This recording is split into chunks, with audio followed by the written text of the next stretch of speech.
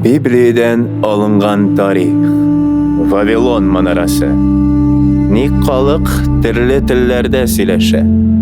Җирне су басканнан соң, кешеләр һаман бер телдә сөйләшкәннәр.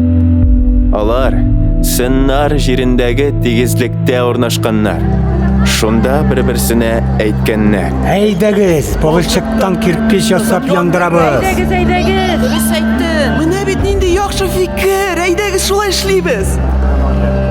Кирпечне алар бер-берсенә сымала белән җибештырганнар.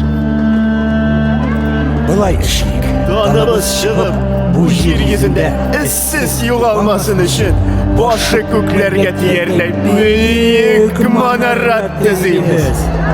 Аллаһ кешеләр төзегән шәһәр белән манараны күреп, бу халык бердәм, уйлаган эшләреннән туктамаслар. Бер-берсен аңламасын өчен мин аларның телләрен үзгәртәм дигән.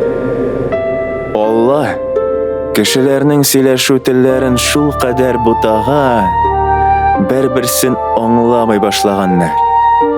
Шулай итеп Аллаһ бөтен җир йөзенә кешеләрне тараткан. Шуңа күрә манара төзүдән туктаганнар. Ә ул шәһәр Вавилон дип аталган.